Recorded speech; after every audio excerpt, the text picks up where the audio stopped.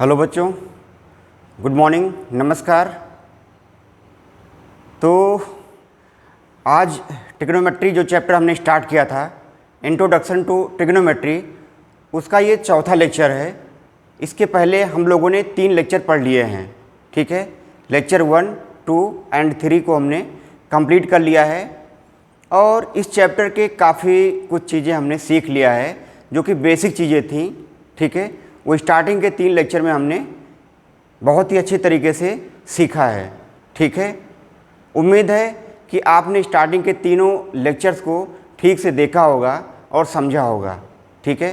तो आज ये लेक्चर नंबर 4 है। इसमें एक छोटा सा टॉपिक है, उसको हम लोग कंप्लीट करेंगे, ठीक है।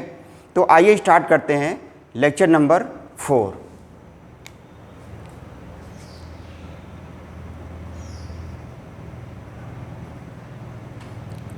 ट्रिग्नोमेट्री चैप्टर का ये लेक्चर नंबर 4 है। चैप्टर का नाम हमने आपको बताया था और बार बार लिख रहा हूँ जिससे कि याद रहे कि कौन सा चैप्टर चल रहा है। इंट्रोडक्शन टू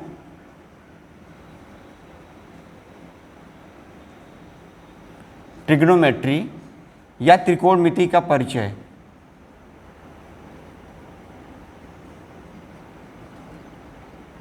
त्रिकोणमिति का परिचय।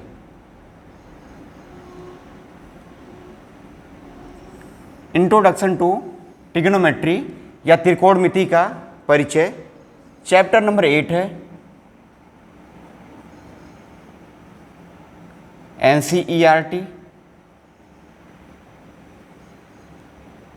क्लास 10th, ठीक है।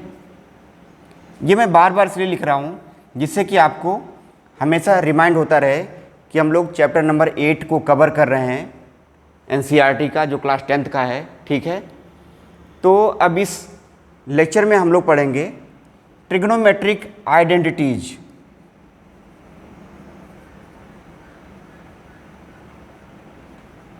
Trigonometric identities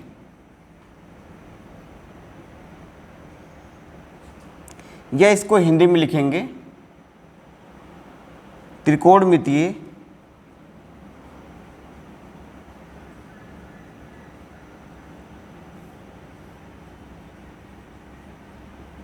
सर्वसमीकाएं।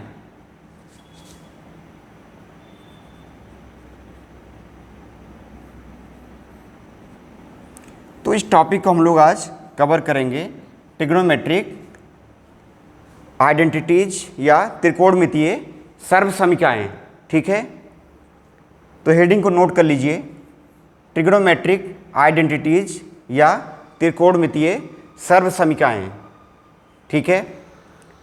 छोटा सा टॉपिक है लेकिन बहुत इम्पॉर्टेंट है, इसे हम लोग आज पढ़ेंगे, ठीक है।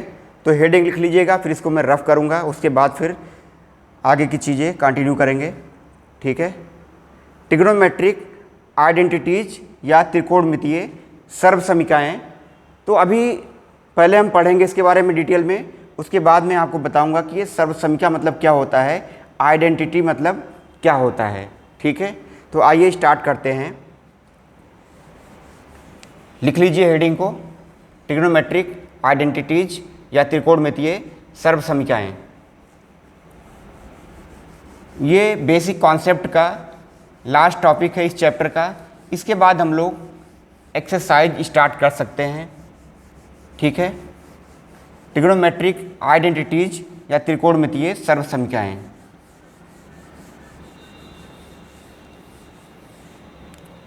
ट्रिग्नोमेट्रिक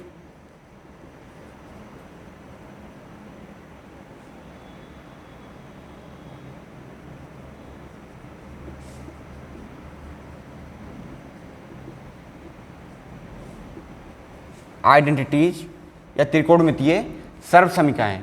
इसके लिए एक समकोण त्रिभुज लेंगे, right angle triangle ABC। ABC एक ट्रायंगल लिया, एक त्रिभुज लिया जिसमें कि एंगल B क्या है, कोण B क्या है, 90 डिग्री का है, ठीक है। ये त्रिभुज ABC है जिसमें कि कोण B क्या है, 90 डिग्री का है, समकोण त्रिभुज है, ठीक है। तो पाइथागोरस थ्योरम से हम लिख सकते हैं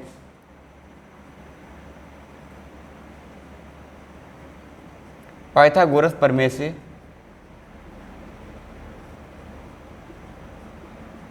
पाइथागोरस प्रमेय में क्या था, कर्ण का स्क्वायर इक्वल टू आधार का स्क्वायर प्लस लंब का स्क्वायर। अगर एंगल ए हमने ले लिया तो ये आधार बन जाएगा, ये लंब बनेगा और ये हमेशा ही कर्ण होता है, ठीक है। तो सबसे बड़ी भुजा मतलब कर्ण का स्क्वायर इक्वल टू आधार का स्क्वायर प्लस लंब का स्क्वायर, या A C square equal to क्या हो जाएगा, A B square. A C square equal to A B square plus B C square, ठीक है।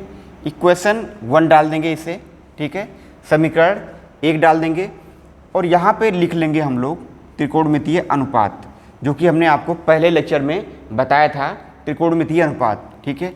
एंगल ए को हमने लिया है तो मैंने आपको बताया था कि एंगल ए जब एंगल ए लेंगे तो क्या हो जाएगा, ये बन जाएगा आधार या बेस बी, ये बन जाएगा लंब या परपेंडिकुलर पी, और ये बन जाएगा हाइपोटेनस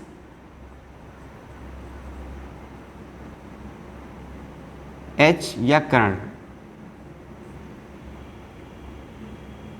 ठीक है। तो इसमें हम त्रिकोणमितीय अनुपात अगर लिखेंगे तो अगर साइन ए लिखेंगे तो क्या होगा, साइन ए इक्वल टू क्या होता है, लंब बटे कर्ण, लंब बटे कर्ण। तो लंब क्या है, बी सी है और कर्ण क्या है, ए सी। तो बी सी अपान क्या हो जाएगा, ए सी हो जाएगा।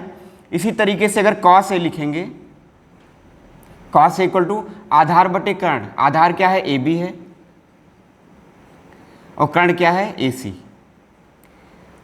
Ten A, tan equal to क्या होता है, लंब बटे आधार, लंब क्या है, बी सी है, आधार क्या है, ए बी। उसके बाद आता है कोसेक, कोसेक इक्वल टू क्या होता है, कर्ण बटे आधार, कर्ण बटे आधार, नहीं सॉरी, कोसेक इक्वल टू क्या होता है, कर्ण बटे लंब। तो कर्ण क्या है, ए सी है, क्योंकि कोसेक क्या होता है, साइन का उल्टा होता है, साइन होता है लंब बटे कर्ण, तो कोसेक क्या हो जाएगा, कर्ण बटे लंब। कर्ण क्या है, ए सी है, ए सी अपान क्या हो जाएगा, बी सी, ठीक है। उसके बाद आएगा आपका सेक ए, सेक ए इक्वल टू क्या हो जाएगा, कर्ण बटे आधार हो जाएगा, क्योंकि कॉस क्या होता है, आधार बटे कर्ण होता है, और सेक क्या होता है, रिवर्स होता है या उल्टा होता है कॉस का, ठीक है। तो सेक क्या हो जाएगा, कर्ण बटे आधार, कर्ण क्या है, ए सी अपान में क्या हो जाएगा, ए बी। तो क्या हो जाएगा, ए सी अपान में ए बी, ठीक है। उसके बाद आएगा cot, cot A, cot equal to क्या होता है, आधार बटे लंब। तो आधार क्या है, ए बी है, लंब क्या है, बी सी, ठीक है।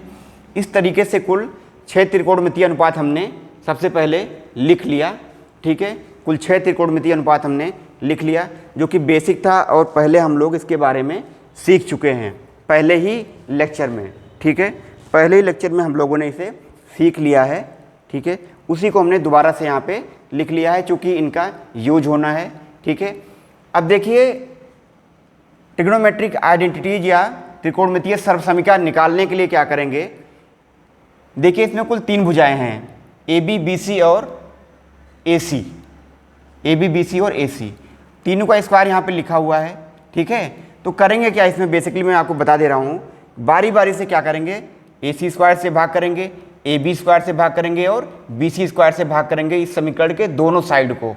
उसके बाद एक संबंध निकल के आएगा जिसको बोलेंगे हम त्रिकोणमितीय सर्वसमीकरण या ट्रिग्नोमेट्रिक आइडेंटिटीज, यही होना है इसमें, ठीक है। तो पहले लिखेंगे समीकरण 1 के दोनों तरफ मतलब इधर भी और इधर भी, दोनों तरफ ए सी स्क्वायर से भाग करने पर, ठीक है। समीकरण एक के दोनों तरफ AC स्क्वायर से भाग करने पर, ये समीकरण एक है, इसके दोनों तरफ AC स्क्वायर से हम क्या करेंगे, भाग करेंगे। तो करिए भाग, तो क्या हो जाएगा AC स्क्वायर अपान में क्या हो जाएगा AC स्क्वायर इक्वल टू क्या हो जाएगा AB स्क्वायर अपान में AC square plus BC square upon में क्या हो जाएगा AC स्क्वायर। ठीक है, अब देखिए AC स्क्वायर से AC स्क्वायर क्या हो जाएगा, कैंसिल हो जाएगा। ठीक है, AC स्क्वायर से AC स्क्वायर क्या हो जाएगा, कैंसिल हो जाएगा। तो यहाँ पे आ जाएगा 1 AB अपान में AC का होल स्क्वायर। ठीक है, उसके बाद क्या हो जाएगा प्लस BC अपान AC का होल स्क्वायर। ठीक है, अब देखिए यहाँ पे क्या हो जाएगा, ये तो 1 ही रहेगा। AB अपान AC क्या है, AB अपान AC देखिए यहाँ पे क्या है, AB अपान AC है cos A, तो यहाँ पे लिख लीजिए cos A का होल स्क्वायर प्लस BC अपान AC, BC अपान में AC, BC अपान AC क्या है sin A, इसका होल स्क्वायर हो जाएगा। तो इसको लिख सकते हैं हम cos square A plus sine square A equal to 1, या इसको इधर ले आइए तो क्या हो जाएगा, ये cos square A plus sine square A equal to क्या हो जाएगा 1 हो जाएगा। ठीक है, तो इसको हम बोलेंगे सर्वसमिका।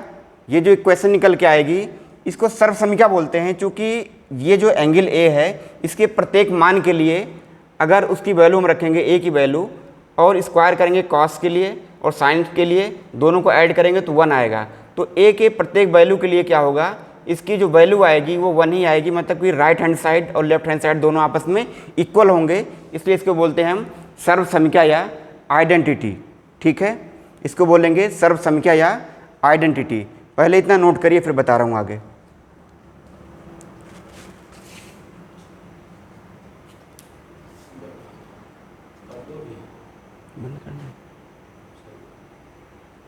बस एक minute.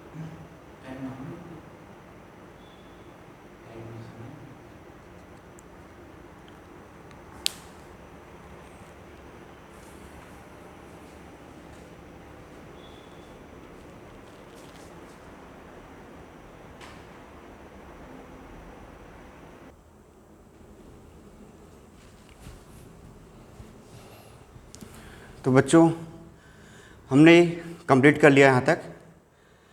cos square A plus sine square A equal to 1, यह एक सर्वसमिका है, क्योंकि इसमें ए की प्रत्येक वैल्यू के लिए जो लेफ्ट हैंड साइड है उसकी वैल्यू 1 के बराबर आएगी। ठीक है, तो ये हो गई हमारी पहली सर्वसमिका, जिसको हमने प्राप्त किया है AC स्क्वायर से डिवाइड करके इक्वेशन नंबर 1 के दोनों तरफ को। ठीक है, अब इसी इक्वेशन को या इसी समीकरण को भाग करेंगे हम या डिवाइड करेंगे AB स्क्वायर से। तो लिखेंगे इसे समीकरण एक के दोनों तरफ AB स्क्वायर से भाग करने पे, AB स्क्वायर से भाग करने पे, तो करें भाग इसको, तो AC स्क्वायर अपान में AB square equal to AB square upon में AB square plus BC square upon में AB स्क्वायर। ठीक है, AB स्क्वायर से AB स्क्वायर कट जाएगा, ये हो जाएगा AC अपान AB का whole square equal to 1 plus BC upon AB का होल स्क्वायर। अब देखिए AC अपान AB क्या है, AC अपान AB जो है वो है सेक A, तो आप लिखिए यहाँ पे सेक A का whole square equal to 1 plus BC upon AB क्या है, tan A है, तो क्या हो जाएगा ये tan A का होल स्क्वायर, या इसको लिख सकते हैं sec square A equal to 1 plus tan square ये। तो ये दूसरी सर्वसमिका निकल के आ गई। ठीक है, कि sec square A equal to 1 plus tan square ये या 1 प्लस tan स्क्वायर ये इक्वल टू सेक स्क्वायर ये। तो इस तरीके से जब हमने AB स्क्वायर से दोनों तरफ डिवाइड किया या भाग किया समीकरण एक को, तो इस सर्व समीकरण दूसरी निकल के आई sec square A equal to 1 plus tan square A. ठीक है, इसे भी नोट करिए, ये भी बहुत इंपॉर्टेंट है। खास करके जब प्रूविंग वाले क्वेश्चन करेंगे, सिद्ध करने वाले या प्रूव करने वाले क्वेश्चन करेंगे एक्सरसाइज में, तो वहाँ पे इसका इस्तेमाल होगा बहुत ज़्यादा। ठीक है, तो ये भी बहुत इम्पॉर्टेंट है। ठीक है, नोट कर लीजिए इसे, sec square A equal to 1 plus tan square A. ठीक है, तो ये हो गई दूसरी सर्व समीकरण या सेकेंड आइडेंटिटी।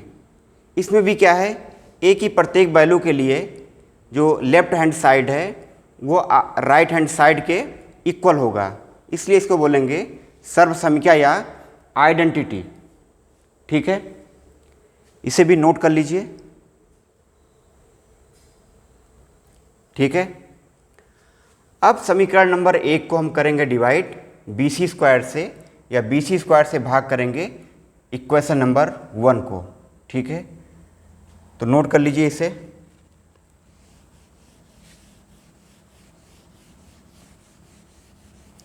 समीकरण एक के दोनों तरफ BC स्क्वायर से भाग करने पर, BC स्क्वायर से भाग करने पर तो भाग करेंगे तो AC स्क्वायर अपान में क्या हो जाएगा BC square equal to AB square upon में BC स्क्वायर प्लस क्या हो जाएगा BC स्क्वायर अपान में BC स्क्वायर। BC स्क्वायर से BC स्क्वायर कट जाएगा, ये हो जाएगा AC अपान में BC का whole square equal to AB upon में BC का होल स्क्वायर प्लस क्या हो जाएगा 1 हो जाएगा।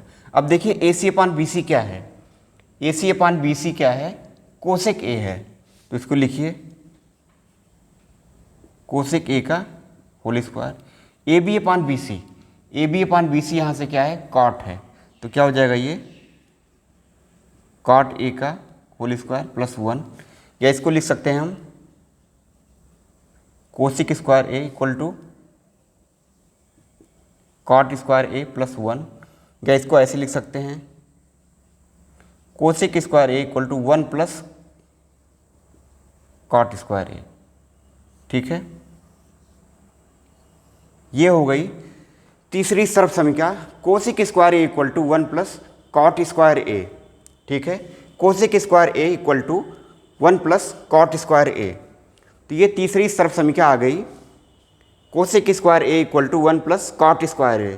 ठीक है, तो इस तरीके से कुल 3 सर्व समीकरणें निकल के आई।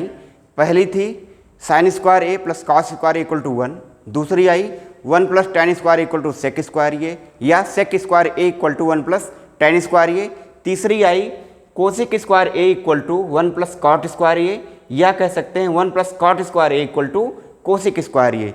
इस तरीके से बच्चों कुल 3 सर्व समीकरणें हमें मिली इस टॉपिक में। ठीक है, इनको नोट कर लीजिए, इसे भी नोट कर लीजिए, cosec square A equal to 1 plus cot square A। ठीक है, तो ये था टॉपिक हमारा ट्रिग्नोमेट्रिक आइडेंटिटी या त्रिकोणमितीय सर्व समीकरण। ठीक है, अब इन तीनों को मैं एक साथ लिख दे रहा हूँ, जिनको कि आप मेमोराइज कर सकते हैं या दिमाग में रख सकते हैं, याद कर सकते हैं, जो कि सीधे हम इस्तेमाल करेंगे प्रूविंग वाले क्वेश्चन में। ठीक है, चूँकि ये तो मैंने आपको एक्सप्लोर करके डिटेल में बताया है कैसे ये सर्व समीकरण या फार्मूला ये कैसे बन के आता है। ठीक है, बार बार आपको ये प्रूफ नहीं करना है, ये सीधे हमें इसका इस्तेमाल करना है, यूज करना है। ठीक है, तो पूरा मैं तीनों एक बार में लिख दे रहा हूँ।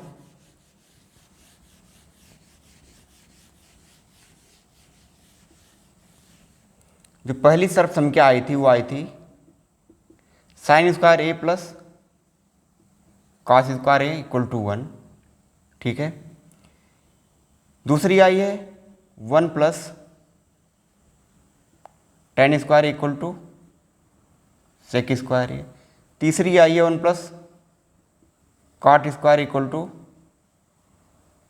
Cosec square A। ठीक है, ये कुल 3 सर्व समीकरणें निकल के आई हैं। ठीक है, अब इस वाली को देखिए, इन तीनों को याद रखना है। ठीक है, इन तीनों को याद रखना है। इसमें से अगर साइन स्क्वायर A हमें निकालना है साइन स्क्वायर ए निकालना है तो इसको इधर ले आएंगे तो क्या हो जाएगा 1 माइनस कॉस स्क्वायर ए। या अगर कॉस स्क्वायर ए को निकालना है तो क्या हो जाएगा, साइन स्क्वायर ए इधर आ जाएगा, 1 माइनस क्या हो जाएगा साइन स्क्वायर ए। इसी तरीके से इसमें भी क्या होगा, अगर हमें इसमें tan स्क्वायर ए निकालना है तो क्या करेंगे, 1 को इधर ले आएंगे तो क्या हो जाएगा ये सेक स्क्वायर ए माइनस 1। इसी तरीके से कॉट स्क्वायर ए निकालना है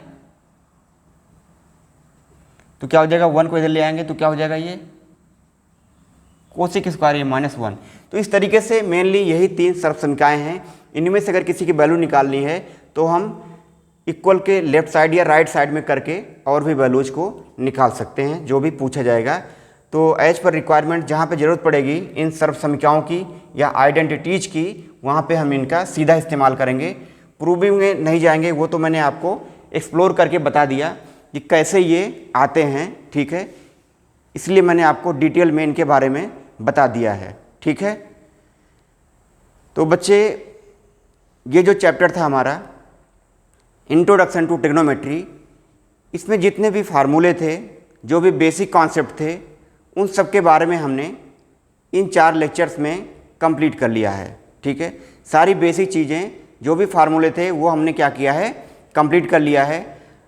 अब इसके बाद हम चाहें तो एक्सरसाइज को स्टार्ट कर सकते हैं उन फार्मूलों के बेस पे जो हमने पढ़ा है लेक्चर नंबर 1 से लेकर के इस लेक्चर नंबर 4 तक, ठीक है। इनके बेस पे या इनके इस्तेमाल करके हम एक्सरसाइज को कर सकते हैं। तो मेरे प्यारे बच्चों, आज के इस वीडियो लेक्चर में हम इतना ही पढ़ेंगे, ठीक है। बाकी और लेक्चर आगे हम पढ़ेंगे, ठीक है। और भी इसकी आगे की चीज़ें हम नेक्स्ट लेक्चर में पढ़ेंगे। तब तक के लिए bye, take care, thank you.